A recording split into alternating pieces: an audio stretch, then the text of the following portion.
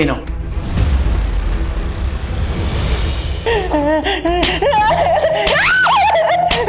তোকে আমি শেষই করে ফেলবো, তোকে পালতে পালতে আমি পুরো শেষ হয়ে গেছে। সারাটা দিন তোর সেবা যত্ন, এই লাগবে সেই লাগবে কত কিছু।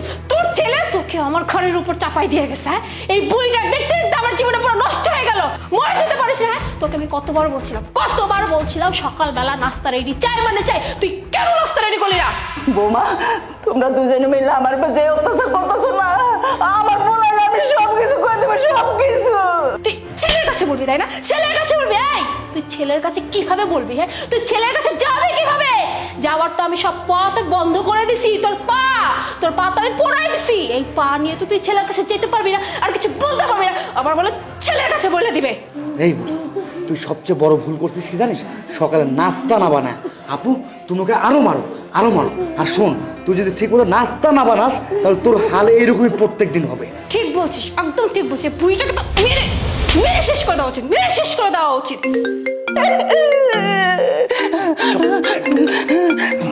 একদম চুপ। তোর ছেলে ফোন দিছে, একটা যদি তোর আওয়াজ আমি শুনছি না, তোর থতমা বাড়ায় কিন্তু এর উপর মারবো।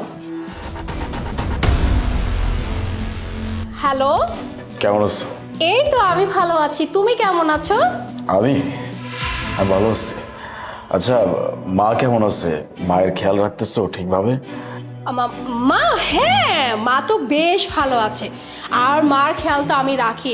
মা কখন কি খাবে না খাবে, কখন গোসল করবে, কোন ওষুধ কখন খাওয়া লাগবে, সব কিছু আমি টাইম টু টাইম দেখছি। তুমি একদমই চিন্তা করো না আমাকে নিয়ে। একটু মাকে দাও না আমার সাথে কথা বলে।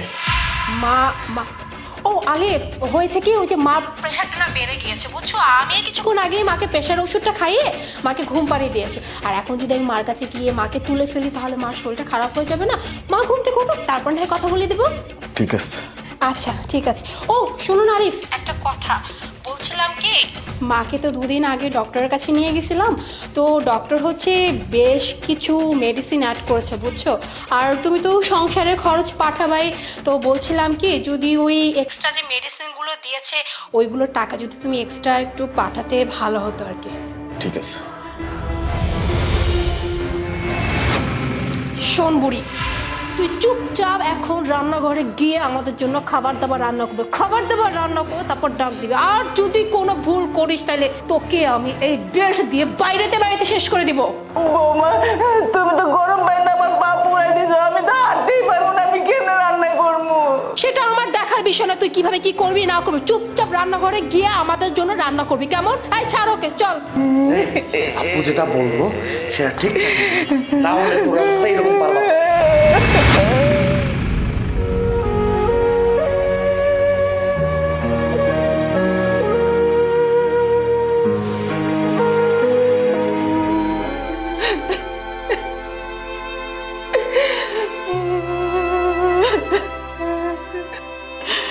মা, বাবা, তুই? মা তোমার এই অবস্থা? বাবা, বউ আর ওর ভাই দুজনে মিলে আমার এরকম করছে। আমার তো পা পুড়ে দিছে গরম পানি দিয়া। বাবা, আমি দাঁড়াইতে পারতেছি না।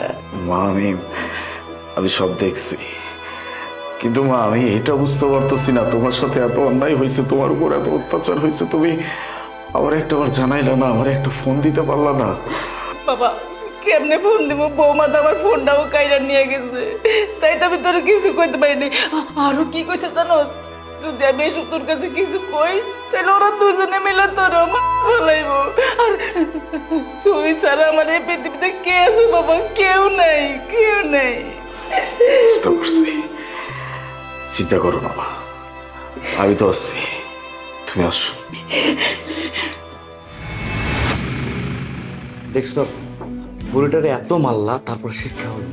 আমার খিদায় পেটটা চুচু করতেছে, এখনো খাবার নিয়ে আসেন, আমার কোনো খবর নেই। একদম ঠিক বলেছিস। ওকে এত মারলাম, ওর পাটা পর্যন্ত পুড়িয়ে দিলাম, তবুও শিক্ষা হলো না।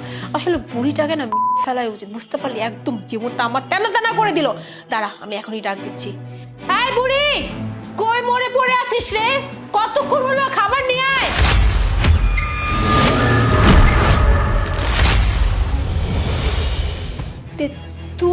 তুমি কখন এলে?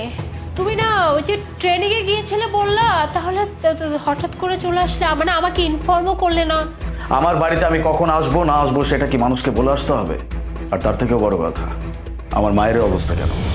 আমার মায়ের সাথে এরকম কাজটা কে করছে? আমি খুব ভালো করে জানি কে করছে। আমার মায়ের সাথে এরকম কাজ করার আগে মানুষের বিবেকে একটুও কি নাড়া দেয় নাই যে আমি কি করতেছি? আর যেখানে ডক্টর পর্যন্ত বলে দিচ্ছে আমার মাকে সবসময় বিশ্রাম করতে, কোনো প্রকার কাজকর্ম না করতে, সেখানে আমার মায়ের উপর এরকম অন্যায় অত্যাচার করার পরে আমার মাকে দিয়ে বাড়ির সমস্ত কাজ করানোর মানেটা কি? হ্যাঁ, আমি উত্তর চাই, উত্তর দাও আমাকে। কি বলছো তুমি? তুমি কি পাগল হয়ে গেছো? তোমার মার সাথে আমি কি আচরণ করব? আমি তো তোমার মাকে কত সেবা যত্ন করি, কত ভালো করে দেখাশোনা করে রাখি। আচ্ছা, বুঝতে পারছি তোমার মা বোধহয় তোমার কাছে আমার নামে বানিয়ে বানিয়ে কিছু বলছে, যাতে করে যে আমাদের মাঝে সম্পর্ক নষ্ট হয়ে যায়। তোমার মা তো চাই না যে আমার ভাইটা এই বাড়িতে থাকুক, এই বাড়িতে থেকে লেখাপড়া করুক, তাই তোমার মা তোমার কাছে আমার নামে বানিয়ে বানিয়ে কিছু বলেছে। বাট বিশ্বাস করো, তোমার মা যা কিছু বলছে সব মিথ্যে। আচ্ছা, আমার মা আমাকে মিথ্যা কথা বলতেছে? বাহ, কত সুন্দর কথা। আমাকে তুমি বললা আর আমি সেটা বিশ্বাস করলাম যে আমার মা আমাকে মিথ্যা কথা বলতেছে। আমি নিজের চোখে সবকিছু দেখছি। শুধু নিজের চোখে দেখি নাই, আমি ভিডিও রেকর্ড করে নিচ্ছি। কেন জানো? এই ভিডিও রেকর্ড আমি কোর্টে পেশ করব, তাও আবার প্রুফ স্বরূপ, যেন তোমাদেরকে আজীবনের জন্য আমি থানায় ভরতে পারি। আমার মায়ের সাথে এরকম আচরণ তোমরা কিভাবে করতে পারলা? আমি তোমাকে বিয়ের পর পরে বলছিলাম আমার মা আমার সবকিছু। এই মানুষটা কম কষ্ট করে আমাকে মানুষ করে নাই। কেন মানুষ করছে? যেন তার শেষ বয়সে আমি তার হাতের লাঠি হইতে পারি। আমার অগোচরে, আমার অনুপস্থিতিতে যেন আমার মায়ের কোনো কষ্ট না হয়, এজন্য আমি তোমাকে বিয়ে করে আমার মায়ের কাছে রেখে গেছি। আর তুমি কি না আমার মায়ের উপর এরকম অত্যাচার করছো? আর এই যে তোকে আমার বাড়িতে নিয়ে আসছিলাম, এখানে আমি রেখে পড়াশোনা করাইতেছি, আমি খাওয়াইতেছি, আমার টাকায় পড়তেছিস, আমার টাকায় খাচ্ছিস, আর আমার মায়ের সাথে এরকম আচরণ? আমি তো ভাবতেই পারতেছি না আমার পরিবারে আমি এসব কি মানুষজন রাখছি। হ্যাঁ, বোনটা তো একটা বেয়াদবি, সাথে ভাইটাও জুটছে না। ঠিক আছে, কোনো সমস্যা নাই। তোদেরকে যখন থানায় ভরবো, তারপরে যখন তোদেরকে রিমান্ডে নেব না, তখন বুঝতে পারবি যে তোদের সাথে আসলে কি হচ্ছে। আর তোর সাথে তো আমি সংসার করবই না। যেই মানুষটা আমার মায়ের সাথে এরকম আচরণ করছে, আমার মায়ের উপর অত্যাচার করছে, এই মানুষটার সাথে সংসার আমি করব না। এই মুহূর্তে আমার বাড়ি থেকে বের হয়ে যায়। তারপরে তোদেরকে থানায় কিভাবে নিতে হয়, কোন পদ্ধতিতে নিতে হয়, সেটা আমি খুব ভালো করে জানি। বেরো। না না না না, প্লিজ আমাদেরকে বাড়ি থেকে বের করে দিও না। আমাদেরকে বাড়ি থেকে বের করে দিলে কোথায় যাব বলো? আর আমার ভাইটা তো এই বাড়িতে থেকে পড়াশোনা করতেছে, বলো। ও যদি এই বাড়ি থেকে চলে যাও, পড়াশোনা একদম শেষ হয়ে যাবে, পড়াশোনা করতে পারবে না। আর তুমি একটা কথা বলো, তুমি যদি এখন আমাদেরকে বাড়ি থেকে বের করে দাও, আমাকে বাড়ি থেকে বের করে দাও, মানুষজন কত ছিছি করবে, কত কিছু বানিয়ে বানিয়ে বলবে, মান সম্মান কি থাকবে? আলি, শুনো না, প্লিজ মাফ করে দাও। আমরা আর কখনো এমন করবো না, তোমার মার সাথে কখনো খারাপ ব্যবহার করবো না, প্লিজ। সরি। মাপ? কিসের মাপ? আর কিসের সম্মানের কথা বলতেছিস? যেখানে আমার মায়ের উপর এরকম অত্যাচার করা হয়েছে, সেইখানে আমি কারোর সম্মান নিয়ে এক চুল পরিমাণও চিন্তা করব না। তোর সম্মান গেলে চলে যাবে, আমার কিচ্ছু যায় আসে না। আমার মায়ের উপর অত্যাচার করছিস, তুই কি ভাবছিস আমি তোকে এমনি এমনি ছেড়ে দিব? তোদের একটাকেও আমি ছাড়বো না। বেরোইতে বলছি, চুপচাপ এখান থেকে বেরিয়ে যা। ভাইয়া প্লিজ এইভাবে আমাদের তাড়িয়ে দেবেন না ভাইয়া, হাত জোর করে বলছি ভাইয়া, নাহলে আমার পড়াশোনা নষ্ট হয়ে যাবে। আমি কোথায় থাকবো, কি করব, কি খাবো? আমি তো এখনো ইনকাম করতে পারি না ভাইয়া। আমার পড়াশোনা নষ্ট হলে আমার সব শেষ হয়ে যাবে, আমার স্বপ্ন শেষ হয়ে যাবে ভাইয়া। ভাইয়া হাত জোর করে আবারও বলতেছি ভাইয়া, আমাদের দুই ভাই বোনকে মাফ করে দেন। আমরা আন্টিকে সেবা যত্ন করবো, আন্টি যা বলবে তাই শুনবো ভাইয়া। আন্টি একটু বলেন না ভাইয়া, আপনি যা বলবেন তাই শুনবো। হ্যাঁ, আমি এই যে প্রমিস করতেছি, আমি আর কোনোদিনও মার সাথে উঁচু স্বরে কথা পর্যন্ত বলবো না। প্লিজ মাফ করে দাও। বাবা, ওরা ওদের ভুল বুঝতে পারছে, তুই ওদেরকে ক্ষমা করে দে। ঠিক আছে, আমার মায়ের কথাই আমি তোদেরকে ক্ষমা করে দিচ্ছি, কিন্তু একটা কথা কান খুলে শুনে রাখ, যদি আজকের পর থেকে আমার মায়ের সাথে এরকম আচরণ করার কোনো প্রকার চেষ্টা তো অনেক দূরের কথা, চিন্তাও করছিস, জানে মেরে ফেলবো সবগুলাকে। চলো মা।